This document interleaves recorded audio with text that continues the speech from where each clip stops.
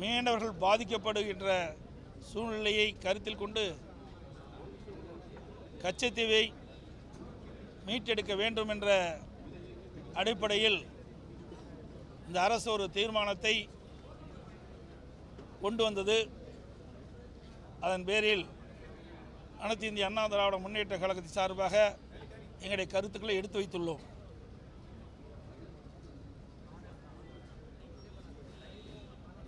மத்தியிலே காங்கிரஸ் ஆட்சி இருந்த காலத்தில் 1974ஆம் ஆண்டு இந்திய நாட்டிற்கு உட்பட்ட கச்சத்தீவை இலங்கை அரசுக்கு இந்திய அரசு தாரை வார்த்து கொடுத்து விட்டது. அப்பொழுதே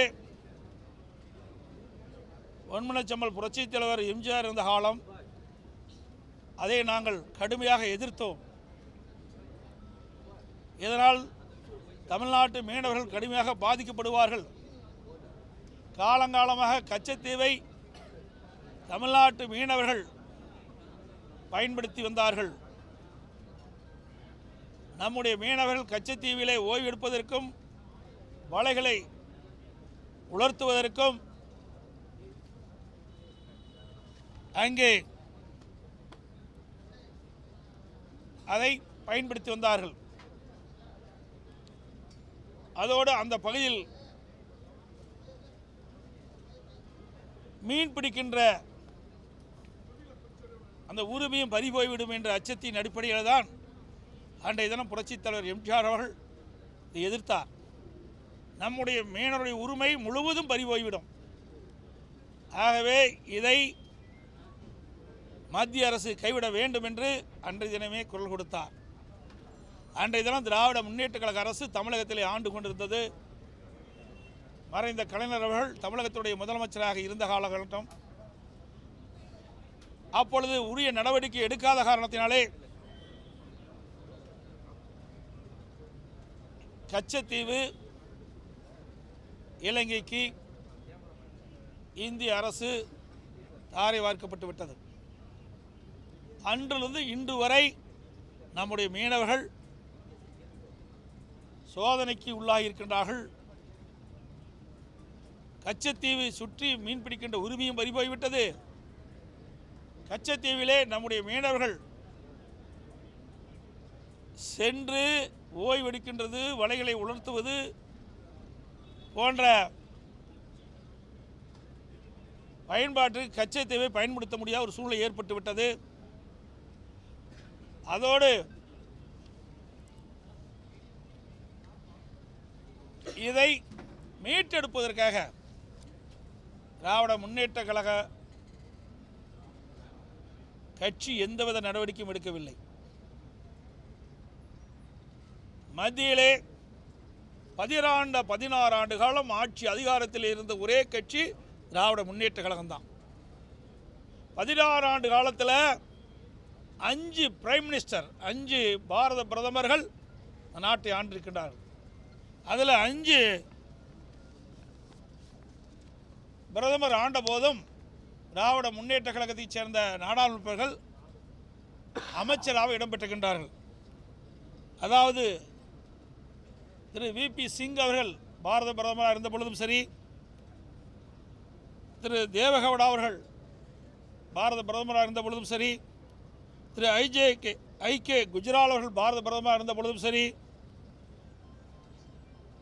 திரு வாஜ்பாய் அவர்கள் பாரத பிரதமராக இருந்த பொழுதும், திரு மன்மோகன் சிங் அவர்கள் பாரத பிரதமராக இருந்த பொழுதும் திராவிட முன்னேற்ற கழக கட்சியைச் சேர்ந்த நாடாளுமன்றர்கள் அந்த அமைச்சரவையிலே மத்திய அமைச்சரவை இடம்பெற்றார்கள்.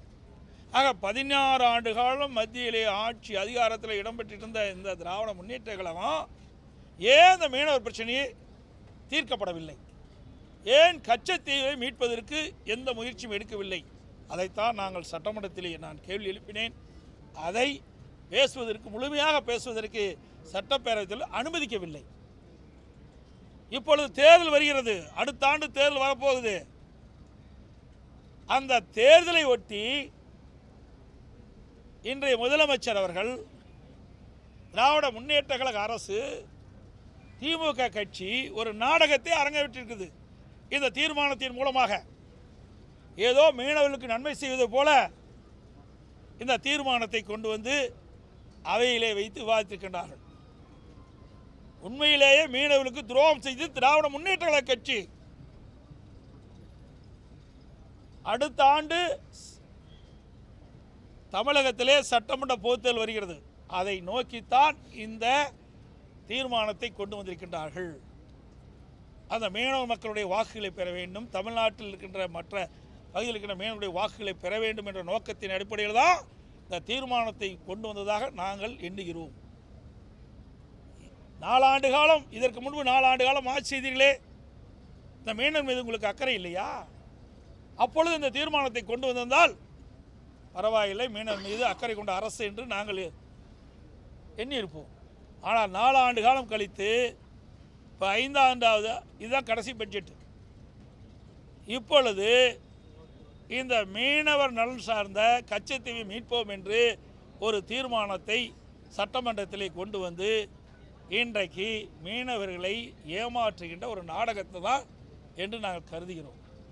அது மட்டும் இல்லை, 2019 38 நாடாளுமன்ற உறுப்பினர்கள் இருந்தாங்க. ஏன் அந்த மீனவர் பிரச்சனையை கொண்டு வந்து கச்சத்தீவை மீட்கவில்லை? 2024 இப்போ 25 ஒரு வருஷம் ஆகிடுது. எப்பொழுது பார்த்தாலும் முதலமைச்சர் சொல்கிறார் 39க்கு 39 நாங்கள் தான் வெற்றி பெற்றோம், திமுக கூட்டணி கட்சி சேர்ந்த எம்பிகள். ஏன் 39 நாடாளுமன்ற உறுப்பினர்களும் நாடாளுமன்றத்திலே கச்சத்தீவை மீட்பதற்கு உண்டான நடவடிக்கை மேற்கொள்ளவில்லை? ஏன் நாடாளுமன்றத்தில் அழுத்தம் கொடுக்கவில்லை? இப்படி அழுத்தம் கொடுத்து பெற்றிருந்தால் பரவாயில்லை. இதையெல்லாம் விட்டுவிட்டு அடுத்த ஆண்டு தமிழகத்தில் நடைபெறுகின்ற சட்டமன்ற தேர்தலை மனதிலே வைத்துத்தான் இந்த தீர்மானத்தை கொண்டு வந்திருக்கின்றார். அது மட்டுமல்ல, இதையும் புரட்சி தலைவி அம்மாவில் இருக்கின்ற பொழுது இன்றைக்கு மத்தியிலே யார் ஆட்சிக்கு வந்தாலும் இந்த கச்சத்தீவை மீட்பதிலே முடியாத ஒரு சூழ்நிலை ஏற்பட்டுகின்றது. ஆர்ப்பாட்டம் நடத்துகிறோம், கச்சத்தீவை மீட்க போராட்டம் நடத்துகிறோம், அப்போ இருக்கிற பிரதமருக்கு கடிதம் எழுதுகிறோம், அதனால் எந்த பலனும் இல்லை. அதனால் இந்த கச்சத்தீவை மீட்பதற்காக 2008ஆம் ஆண்டு அனைத்து இந்திய அண்ணா திராவிட முன்னேற்ற கழகத்தினுடைய பொதுச் செயலாளர் இருந்து கட்சியின் சார்பாக அம்மா அவர்களே தன் இணைத்துக் கொண்டு வழக்கை தொடர்கிறார் உச்சநீதிமன்றத்தில். 2011 ஆட்சி மாற்றம் ஏற்படுகிறது. புரட்சித் தலைவர் அம்மா தமிழகத்துடைய முதலமைச்சராக வராங்க. வந்த பிறகு அரசாங்கத்தையும் அந்த வருவாய்த்துறையும் அதை இணைத்துக் கொள்ளப்பட்டு விட்டது. ஆக ஆட்சியில் இருந்தாலும் இல்லாவிட்டாலும் மீனவருடைய பிரச்சனையை தீர்க்க வேண்டும் என்ற ஒரே எண்ணத்தின் அடிப்படையிலே இதை நாங்கள் எடுத்து அவருடைய பிரச்சனை தீர்ப்பதற்காக நாங்கள் முயற்சித்து கொண்டிருக்கின்றோம். அப்பொழுது 2008 2011 வரைக்கும் மாநிலத்தை திமுக ஆட்சி, 2008 13 வரைக்கும் மத்தியிலே திமுக கூட்டணி ஆட்சி. மத்தியில் திமுக அங்க வைக்குது அந்த கூட்டணியில். அப்பொழுதும் மாண்பு அம்மா அவர்கள் உச்சநீதிமன்றத்தில் வழக்கு தொடர்ந்தார்கள், அதில் இணைத்து கொண்டிருந்தால் கூட பரவாயில்ல, அப்பொழுதும் பொருட்படுத்தவில்லை. அப்படின்னா இவர்கள் எப்படி மீனவர்கள் மீது அக்கறை கொண்ட அரசாக இருக்க முடியும் என்பதை, அக்கறை கொண்ட கட்சியாக இருக்கும் என்பதை நாம் எண்ணி பார்க்க வேண்டும். அது மட்டுமல்ல, மாண்பு அம்மா அவர்கள் இந்த நீதிமன்றத்தில் வழக்கு தொடர்ந்த நோக்கமே 1960ஆம் ஆண்டில் உச்சநீதிமன்றத்தில் ஒரு தீர்ப்பு வந்தது. அதன் அடிப்படையில் அன்றைய மத்திய அரசு பெருவாரி பள்ளம் என்னும் பகுதியை அன்றைய ஈஸ்ட் பாகிஸ்தானுக்கு தாரை வார்க்க வேண்டும் என்று விரும்பியது. அப்போது அது கிழக்கு, அது பங்களாதேஷ், அன்றைய தினம் அது கிழக்கு பாகிஸ்தானுக்கு, ஈஸ்ட் பாகிஸ்தானுக்கு என்று குறிப்பிட்டிருந்தார்கள் வழங்குவது. அப்போ இதை பற்றி ஜனாதிபதிகள் கருத்து கேட்டது. உச்சநீதிமன்றம் தெளிவாக தீர்ப்பளித்தது. இதில் கிழக்கு பாகிஸ்தானுக்கு தாரை வார்த்து செல்லாது என்று உச்சநீதிமன்றம் கொடுத்தது. அதாவது பங்களாதேஷிலிருந்து ஈஸ்ட் பாகிஸ்தான் கொடுத்தது செல்லாது என்று தீர்ப்பளிக்கப்பட்டது. அந்த அடிப்படையில் தான் இந்த வழக்கை தொடர்ந்தார்கள். அதேபோல இந்தியாவில் எந்த ஒரு பகுதியும் அயல் நாட்டிற்கு வழங்க வேண்டும் என்றால் நாடாளுமன்றத்தில் இரு அவைகளிலும் ஒரு அரசியல் சாசன திருத்தத்தை கொண்டு வந்து ஒரு கான்ஸ்டிடியூஷனல் அமெண்ட்மெண்ட் கொண்டு வந்து அதன்படி நாடாளுமன்றத்தின் இரு அவைகளிலும் ஒப்புதல் பெற்றுத்தான் இந்தியாவின் எந்த ஒரு பகுதியும் வெளிநாட்டில் அயல் நாட்டிற்கு வழங்க முடியும். அந்த கருத்தின் அடிப்படையில் தான் இந்த வழக்கை தொடரப்பட்டது என்பதையும் தெரிவித்துக் கொள்கின்றேன். ஆக அனைத்து இந்திய அண்ணா திராவிட முன்னேற்ற கழக தலைவர்கள் பொன்மனச்செம்மல் புரட்சித் தலைவர் எம்ஜிஆர் காலத்திலும் சரி, இதே புரட்சித் தலைவர் அம்மாவுடைய காலத்திலும் சரி, அம்மாவுக்கு பிறகு அம்மாவுடைய அரசும் சரி, மீனவர்கள் மீது அக்கறை கொண்டு கச்சத்தீவை மீட்பதற்கு அனைத்து வழியிலும் நடவடிக்கை எடுக்கப்பட்டது என்பதை தெரிவித்துக் கொள்கின்றேன். ஆனால் திராவிட முன்னேற்ற கழகம் 16 ஆண்டு காலம் மத்தியிலே ஆட்சி அதிகாரத்தில் இருந்து அதை பயன்படுத்தாமல் தன்னுடைய குடும்பம்தான் முக்கியம், குடும்பத்திற்கு அதிகாரம் வேணும், ஆட்சி அதிகாரத்தில் வேணும், அதைத்தான் பார்த்தாங்களே ஒழிய தமிழ்நாட்டுக்கிட்ட மீனவர்களை பற்றி கவலைப்படவில்லை. உண்மையிலேயே கவலைப்பட்டிருந்தால் ஆட்சி அதிகாரம் இருக்கும்போதே இதற்கு ஒரு முடிவு கட்டி இந்த கச்சத்தீர்வை மீட்டெடுத்திருக்கலாம்.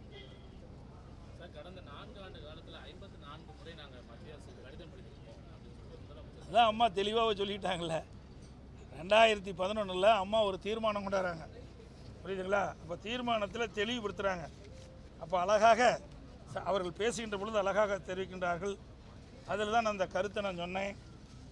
இன்றைக்கு மத்தியிலே 2011 அம்மா பேசுது, மத்தியிலே யார் ஆட்சிக்கு வந்தாலும் எத்தனை முறை கடிதம் எழுதினாலும் அதுக்கு எந்த பலனும் இல்லை, ஆர்ப்பாட்டம் நடத்தினாலும் பலன் இல்லை, அதுபோல் இப்போ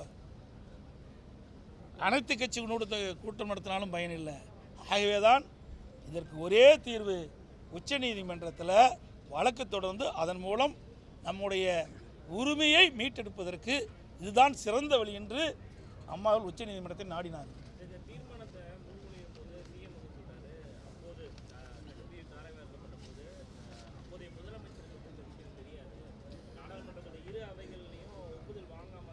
அதான் இன்றைக்கி அவர் தகவல் உரிமை சட்டத்திலே தெளிவாக சொல்லிட்டார், செயலாளர் தெளிவாக சொல்லியிருக்கார்.